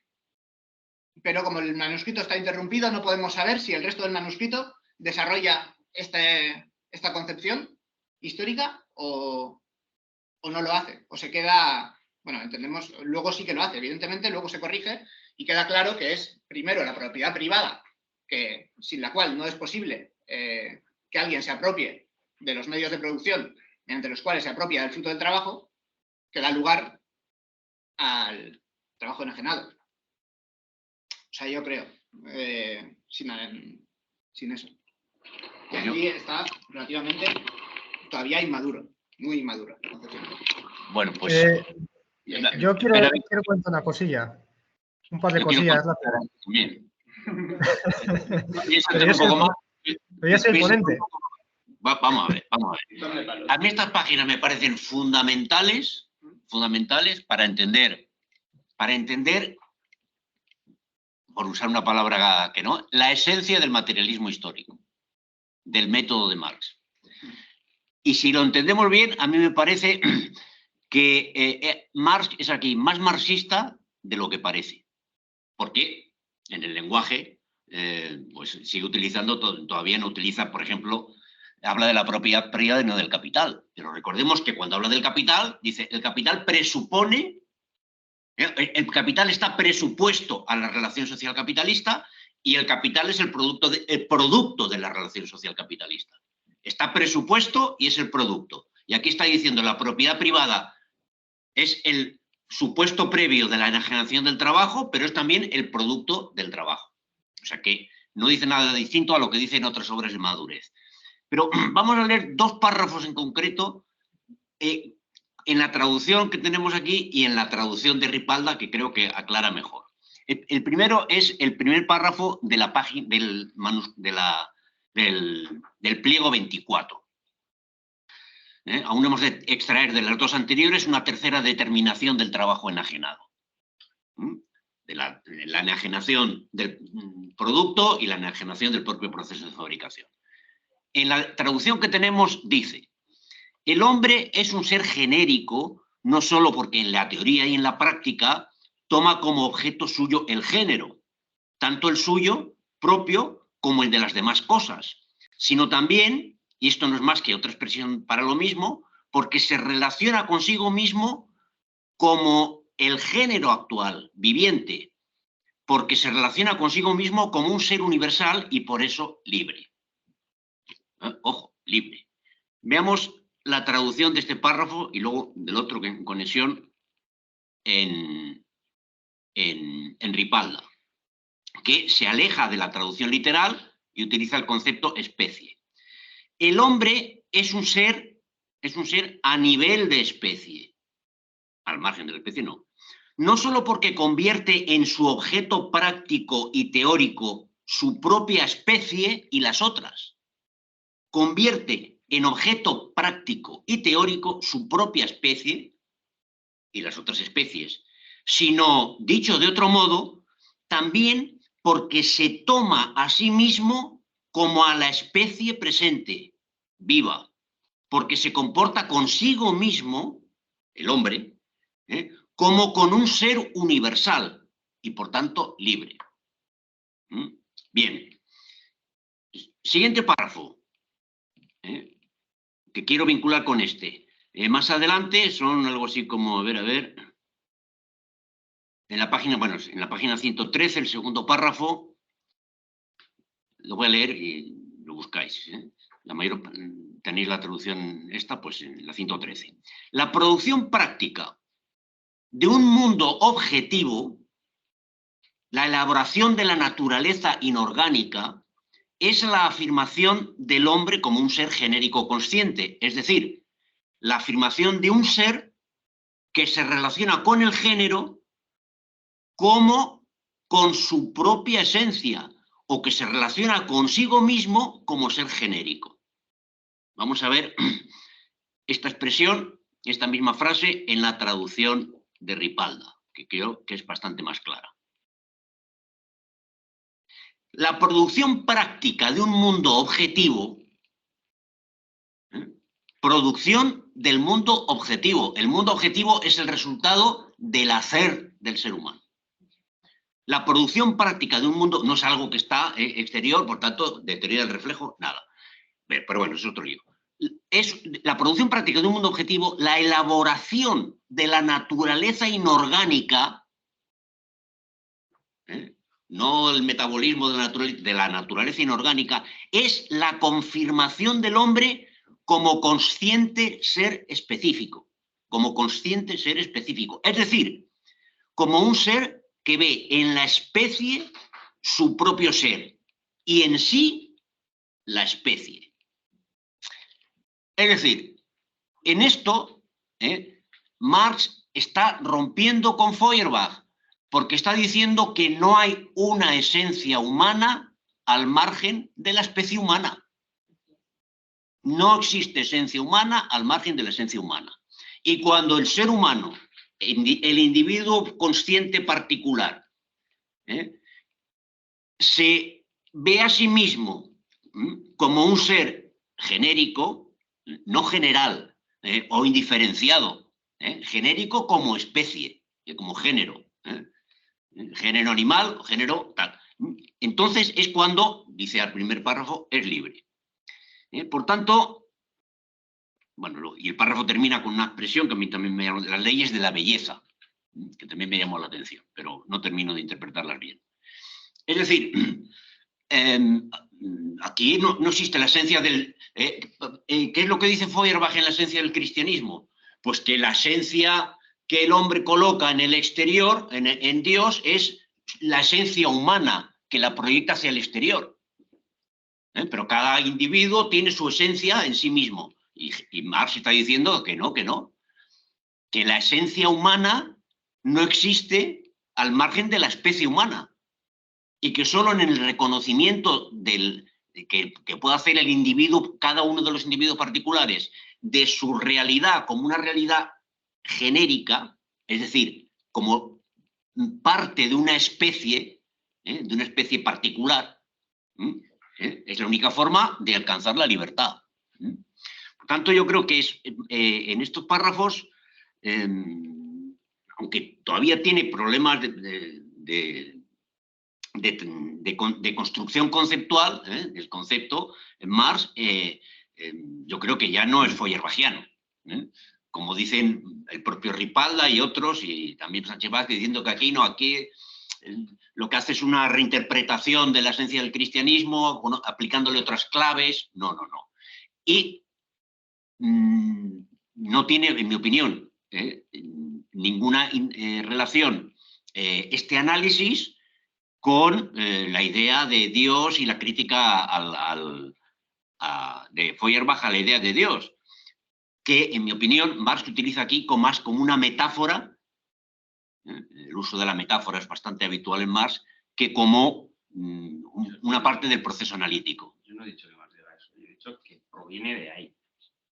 Que el concepto de ser enajenado proviene de esa crítica, no he dicho que Marx diga eso. No, el concepto, vamos, el trabajo enajenado... No, el ser genérico. Pero que el ser genérico es la especie humana. Sí, y he dicho que proviene de ahí, pero es la especie humana autoconsciente que se contrapone a un Dios externo que es el que... No, al individuo, a la idea de que la esencia es, bueno, está en...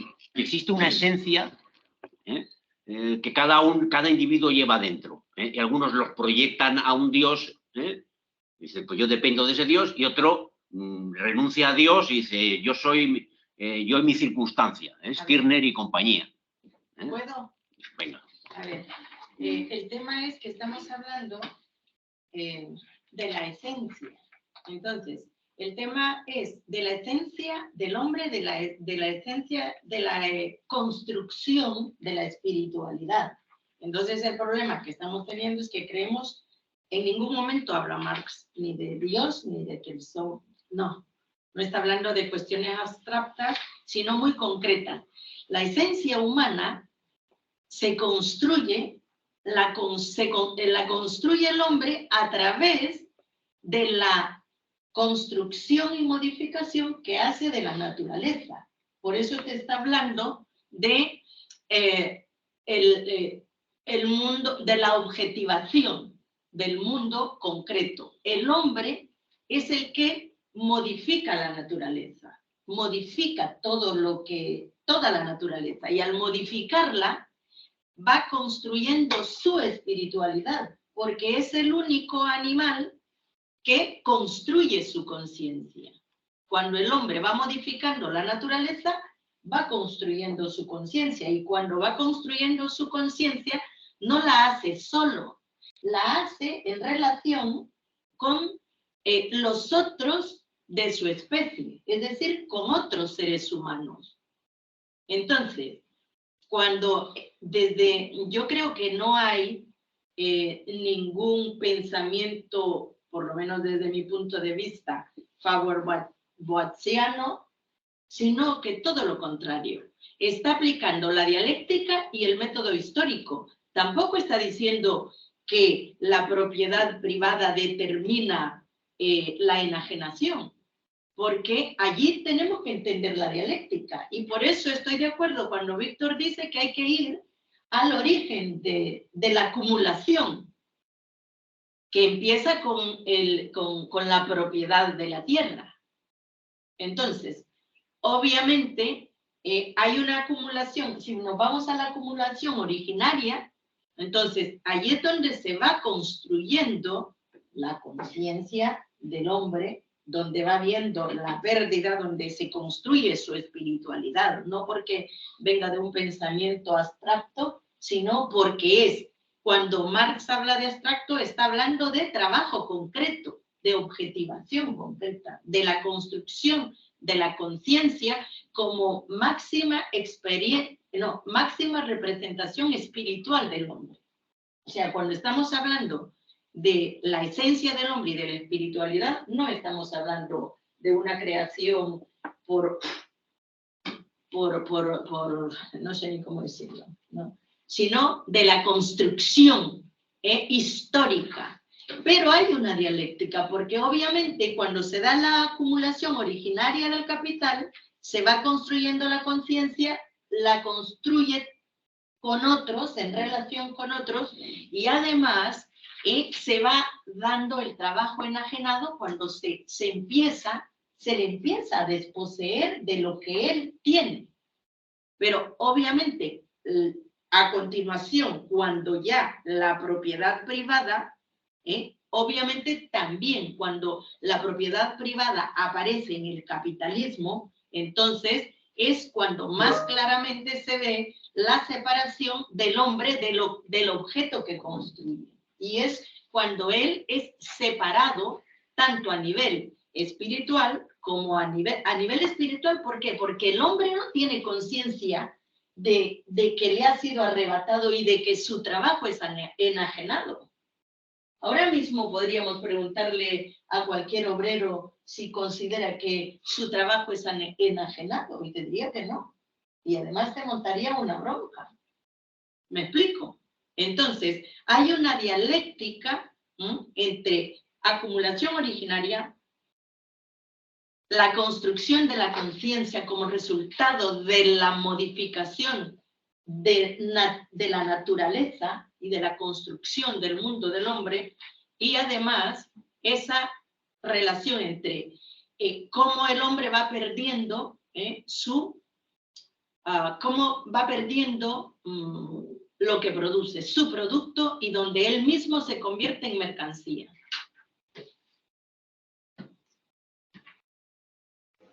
Yo quiero comentar un par de cosas, pero ante todo voy a sacar aquí a colación lo que comenta Gabriel, que me parece muy pertinente, estando de acuerdo con lo que comentabas, Ana Silvia. Un segundo, que ahora... Nos dice Gabriel, en el feudalismo el proceso de apropiación se realiza como extracción externa de trabajo-producto. Sin embargo, el campesino es dueño de su proceso de producción o trabajo. Esto yo lo interpreto, estando de acuerdo, con que el campesino escoge qué sembrar, cómo gestionar su actividad, qué cocinar para su cena. Puede haber cierta intermediación del señor feudal, pero mayormente él escoge. Continúo. Es la apropiación, no, la apropiación es ajena a la producción. Eso no pasa, me parece a mí, en el capitalismo, pues la apropiación del trabajo se produce en el seno del mismo proceso de producción. Por tanto, esa enajenación se produce en ese mismo proceso de trabajo manual. Continúa otro comentario que he añadido más tarde. Dice, desde el manuscrito 22 parte de los presupuestos de la economía nacional y a ella se refiere reiteradas veces. Por tanto, no puede pensar que Marx esté pensando en estos textos sobre una sociedad atemporal. Aquí quiero hacer un inciso de algo que yo quería comentar. Lo primero que nos va a decir Marx es qué dice la economía política sobre la propiedad privada. Este en ningún caso es un texto sobre enajenación atemporal, es un texto sobre la enajenación en un momento histórico muy determinado. Y lo dice desde las primeras frases de esta parte del primer manuscrito. O sea, eso no podemos tener duda. Es muy claro a ese respecto. Continúo, luego volveré sobre esto. Entonces nos dice, desde el manuscrito 22 parte de los presupuestos de la economía nacional y a ella se refiere reiteradas veces. Por tanto, no puede pensar que Marx esté pensando en estos textos en una sociedad atemporal. Está discutiendo, a mi entender, con los presupuestos de la teoría económica de Smith, básicamente. Smith, al cual, por cierto, menciona en un par de ocasiones.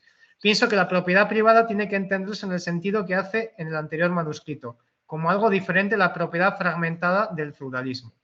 Así es. Es más, me disculpo porque cuando antes os he leído la cita, la he leído de una forma un poco torticera. Y es que más adelante es todavía más explícito y contrapone la contradicción entre industria y agricultura, entre tierra, renta de la tierra y capital de interés. Es decir, estoy hablando ahora del manuscrito 41, el último párrafo, ¿vale? Dice, la tierra como tierra, la renta de la tierra como renta de la tierra, han perdido allí su diferencia estamental y se han convertido en capital e interés, que nada significan, o más exactamente, que solo dinero significan. O sea, ya aquí el feudalismo, el dinero no opera igual que en el capitalismo. Continúa. La diferencia entre capital y tierra, entre ganancia y renta de la tierra, así como la de ambas con el salario, la diferencia entre industria y agricultura, propiedad privada, mueble e inmueble, es una diferencia histórica, no fundada en la esencia de las cosas, la fijación de un momento de la formación y el nacimiento de la oposición entre capital y trabajo. En la industria, etcétera, en oposición a la propiedad inmobiliaria, solo se expresa el modo de nacimiento y la oposición en que se ha formado la industria con relación a la agricultura. Y aquí lo que yo leí anteriormente, esta diferencia solo subsiste, etcétera. Yo os recomiendo leerla tranquilamente esta cita. Y hay que reconocer una cosa que mencionabais anteriormente. Evidentemente hay enajenaciones, previas a las del trabajo enajenado. Aquí trabajo enajenado es una enajenación propia de la propiedad privada, como bien indica el primer manuscrito. Creo que no debería haber dudas sobre esto. Entonces, está históricamente determinado y no hace referencia a enajenaciones atemporales, si es que pudieran existir, que yo discrepo. ¿Qué sucede? Que, me refiero, por ejemplo, a cómo describe Manuel Valls-Plana la fenomenología del espíritu de Hegel, del yo al nosotros, se titula su tesis doctoral, y nos habla de la relación señor-siervo, y ahí describe una relación de enajenación y de alienación. Evidentemente, esta es una relación que describe Hegel y que aquí plasma Valls-Plana, que es previa al capitalismo. No todas las enajenaciones son propias del modelo de producción capitalista, pero es que a medida que avanza el desarrollo histórico y con él el desarrollo de las conciencias humanas, se produce una nueva enajenación, que es la que aquí Marx transcribe. Entonces, yo ahí no me parece que que haya dudas. Y quiero comentar una última cosa. Nos hemos enzarzado en esta discusión, pero tal vez hay dudas que no han sido resueltas, entonces si alguien quiere, por favor, que no pierda la oportunidad y plantee alguna duda, porque igual estamos dando por supuesto que se ha entendido todo y tal vez no sea así. Yo quiero decir una cosa, pero estoy de acuerdo con Víctor. O sea, no sé si por decir una cosa así muy breve, vale. Yo simplemente, o sea, por decir, yo no sé por qué Pello dice que está de acuerdo conmigo, porque yo no estoy de acuerdo con él. Entonces, podemos montar aquí un combate a cuatrilátero a tres en un ring y nos pegamos y el que salga ganando, pues tiene la razón. O sea, yo estoy de acuerdo, y en eso discrepo con Pello, en que lo que está planteando aquí no es una enajenación en abstracto o no es una cuestión abstracta, sino es una como bien ha dicho Gabriel, creo que es, y como bien has dicho tú, es la cuestión que se da partiendo de las premisas de la economía política, está analizando cómo da por supuesto la economía política esa propiedad privada, ese trabajo nacionalizado, y lo está haciendo no desde una abstracción, sino desde una cosa muy concreta. Ahora bien,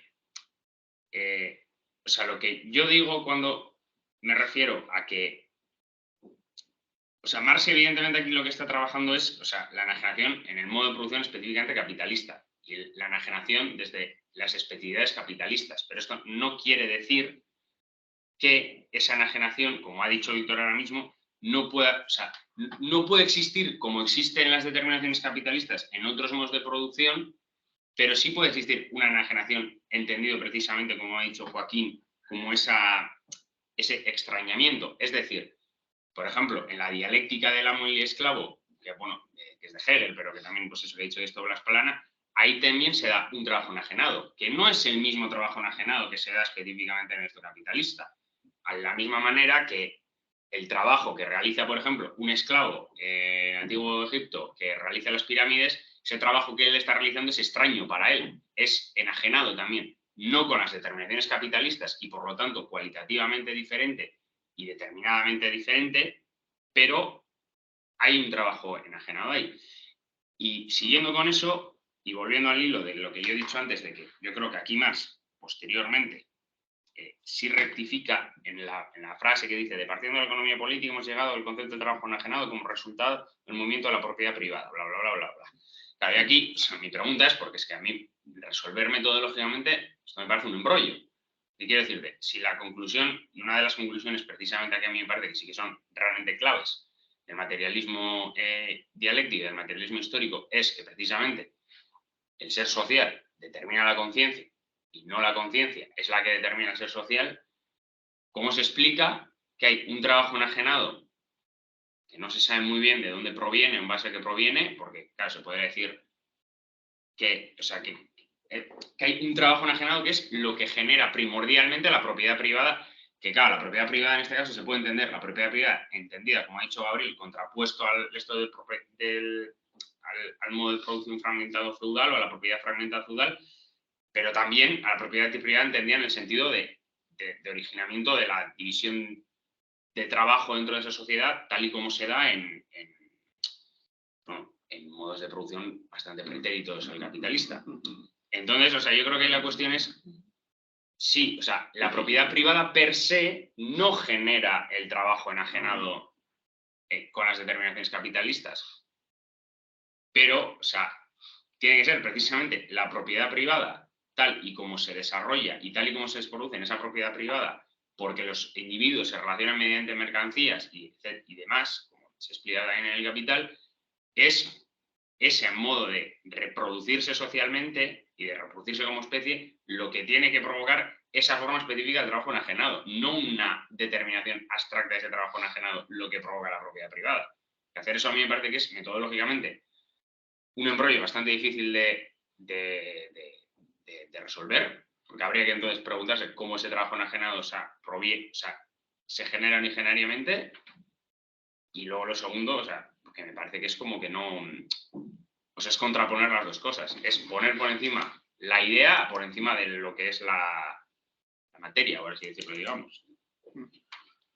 Vale, yo el otro día cuando estuvimos hablando del derecho a la pereza y salió esta cuestión, creo que no me expliqué bien o el debate que surgió iba más hacia la organización política y demás, y a lo que quería llegar en realidad era esto. Cuando me refería a que hoy en día no hay, bueno, en la actualidad no hay expresiones genuinas de la clase trabajadora en cuanto a la organización del tiempo libre, me refería a esto. O sea, por ejemplo, la fiesta popular responde a formas de trabajo anteriores al capitalismo. Y hoy en día, si diríamos que si existe alguna forma de organización del espacio de ocio, pues no se da de forma natural. Y es precisamente por esa enajenación particular del capitalismo, que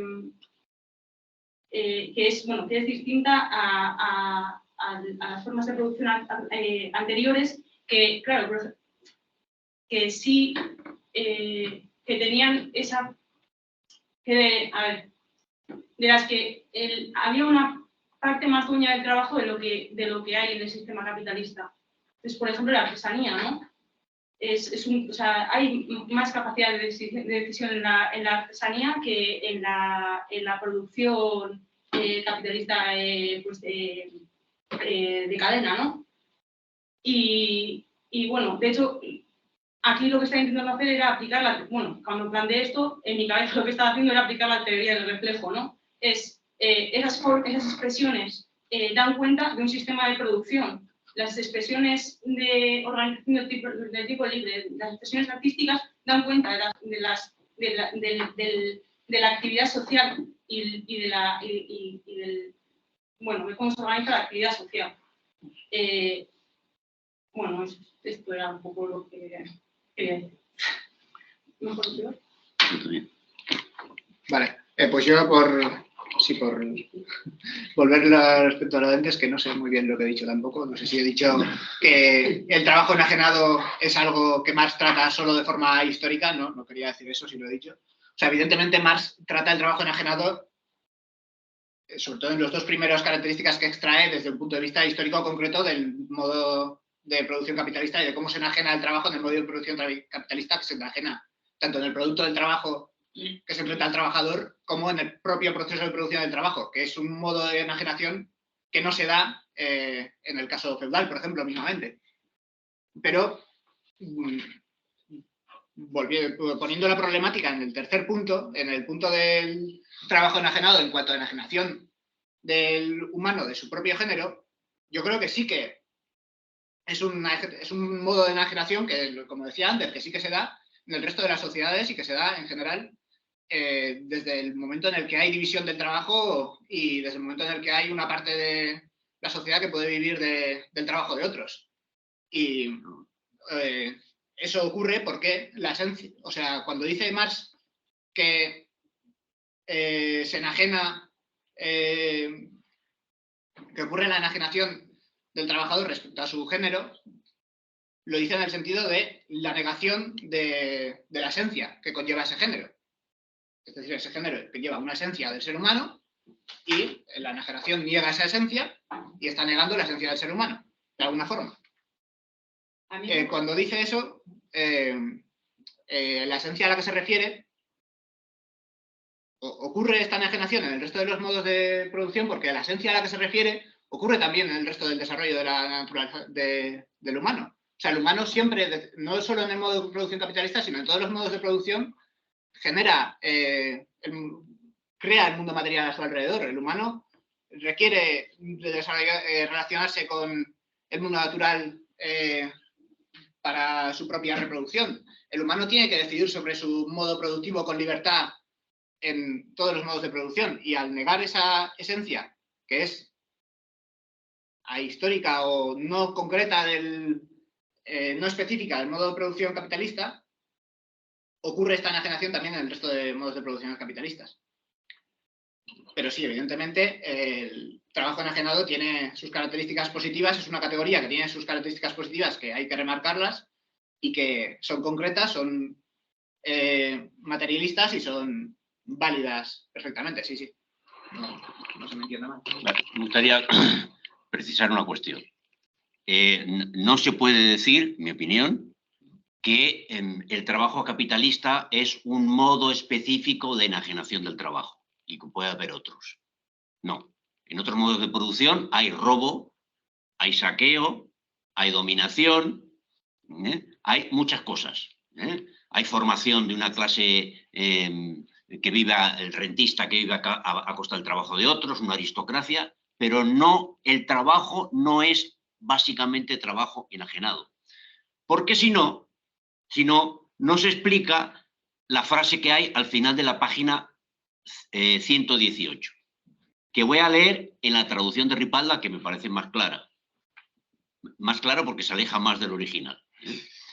De la relación del trabajo enajenado con la propiedad privada, se deriva aún otra consecuencia: la emancipación de la sociedad frente a la propiedad privada, etcétera, frente a la servidumbre, se expresa en la forma política de la emancipación de los trabajadores.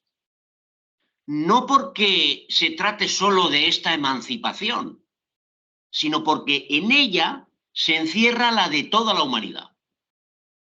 Y es que toda la esclavitud humana se halla implícita en la relación del trabajador con la producción, y todas las formas de esclavitud no son sino modificaciones y consecuencias de esta relación. Es decir, el carácter de la emancipación del trabajo asalariado, el carácter universal,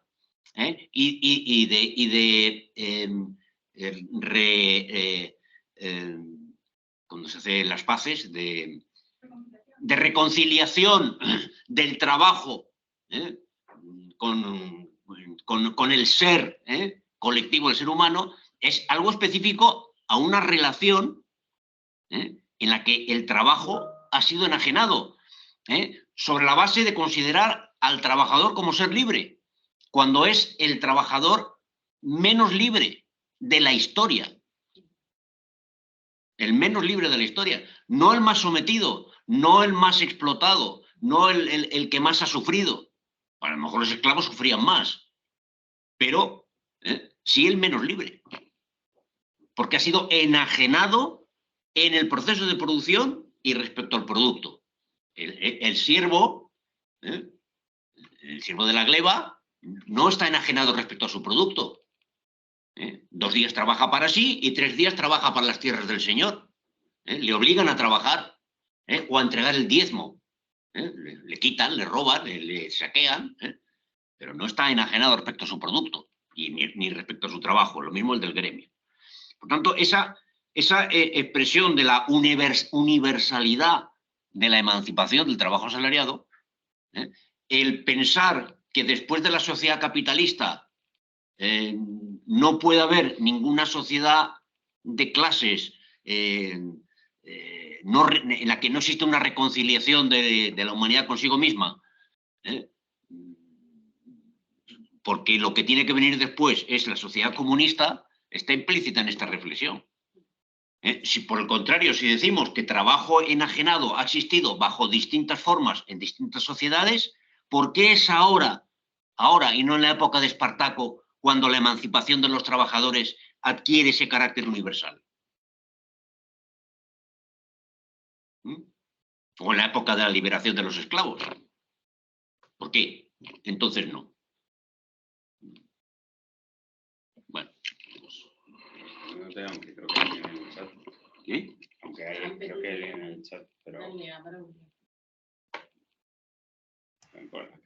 Una cosita, cambiando un poco de tema, a colación de lo que decía la compañera anteriormente, yo estoy de acuerdo. Creo que estas ideas se ahondan más en el capítulo del fetichismo de la mercancía, ¿no? De cómo el modelo de producción capitalista sesga nuestra forma de entender y ver el mundo y por lo tanto sesga también nuestras formas de ejercer el ocio y que precisamente se requieren cambios materiales para establecer ideologías nuevas que nos permitan otras formas de observar la realidad y el ocio posible. Y creo que, Joaquín, has respondido en parte a lo que comentara Gabriel, pero Gabriel le comentó un par de cosas. Dice, entonces, ¿habrá trabajo enajenado en el comunismo? ¿Hubo trabajo enajenado en el comunismo primitivo? Si fuese así, no podríamos ser nunca libres. ¿Qué entendemos, pues, por trabajo enajenado? Bueno, pues yo creo que el trabajo enajenado ha quedado descrito, ¿no? en esta sesión, ¿no? En estas páginas. Y claro, es lo que decías. Una cosa es enajenación, que puede darse en distintos momentos históricos bajo distintos regímenes. Y otra cosa es trabajo enajenado. Yo sí que creo que es una categoría propia del capitalismo y a la que estas páginas se refieren. Ah, Braulio quiere decir algo, por cierto. Sí, se me escucha bien. Se te escucha bien, sí, Enrique. Bien, yo creo que el asunto no tiene por qué entrarse a discutir. En primer lugar, es una cuestión histórico-temporal que Marx define como qué es primero. Pero su objetivo es demostrar que lo que la economía política hace es mentir, no entender y deformar. Y él a donde está dirigido con los dos conceptos, fíjese bien, conceptos como categorías del conocimiento, es a entender lo que dice él en la página 119. A mí me parece que es desgastante ver, entrar un poco en esta discusión de qué es primero el huevo o la gallina, sino más bien hay que ver hacia dónde se dirige Marx con esto del manejo de estos dos conceptos subrayados. Leo la página 119. Dice, así mediante el análisis, ojo, todo lo que ha venido haciendo, trabajo enajenado, extrañamiento, pérdida de espiritualidad, desconocimiento de lo que produce, pobreza, hambre, hasta la muerte. Dice, así como mediante el análisis hemos encontrado el concepto de propiedad privada, concepto, partiendo del concepto de trabajo enajenado, extrañado, ahí simplemente nos está diciendo que el trabajo extrañado puede darse en cualquier sociedad, pero los niveles como se dan en el capitalismo son extraordinarios, son lo que veíamos y comentábamos en la sesión anterior respecto a la barbarie, a la pobreza, al grado de descomposición social. Por eso dice enseguida, ojo, así también, dice él, a partir de esto que yo he hecho, se podrán desarrollar con ayuda de estos dos factores. ¿Cuáles? La propiedad privada y el trabajo enajenado, las categorías económicas, y encontraremos en cada una de estas el tráfico, la competencia, el capital, el dinero, solamente una expresión determinada, desarrollada de aquellos primeros fundamentos. Ahí nos está diciendo hacia dónde se dirige, hacia el capital, hacia la obra de Marx, que es fundamental. Y es precisamente por lo que me parece que había que ver lo que Marx lo que nos está diciendo en esta parte es cómo va desarrollando la conceptualización, el conocimiento, el estudio, la teoría para explicar la economía política y el capitalismo. Va. Saludos. Bueno. Vale. Y terminamos porque nos quedan 2 minutos. Y con este debate, creo que también habría que pensar qué es lo más propicio para la construcción del socialismo. Es una tontería, pero la experiencia soviética nos demuestra que era, o sea, que precisamente era una sociedad que estaba alejada de la enajenación por ser una sociedad rural, o principalmente rural. El capitalismo no estaba desarrollado en Rusia como en Europa cuando se dio la revolución la revolución rusa, sí. Porque esto es problemático, porque o sea, es una cosa que nos afecta ahora. Bueno, o sea, creo que no solo es si o sea, anteriormente se puede hablar de enajenación o no, sino qué supone la enajenación de cara a la construcción del socialismo. O sea, ¿dónde nos deja? Eso. Bien, yo precisaría que no es la enajenación, sino el trabajo enajenado. Que sería una reflexión muy interesante si había o no trabajo enajenado en la sociedad socialista. En las sociedades del socialismo realmente existente, en el socialismo soviético, por ejemplo, o en el chino. Evidentemente sí. Bueno. Pues está y en este contexto detrás de las cámaras. Nos tenemos que ir. Me ha gustado mucho el que estén de acuerdo Pello, Ander y Enrique Santamaría. Hay una orientación política muy clara. Y seguimos por cierto, la semana que viene, ¿quién sigue? Y Víctor, muy bien. Es una buena pregunta. ¿Quién presenta la semana que viene? Yo no.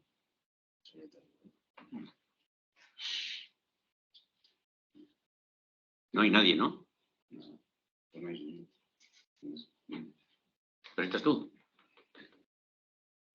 Ánimo, venga. Siempre sí. Es un poco. La semana que viene ya, bueno, me veo un poco mal, ¿eh? Bueno, vale, venga. Venga, muy bien. Ya tenemos presentación para la semana que viene. Pues bien, lo dejamos. Nos van a venir a echar ya.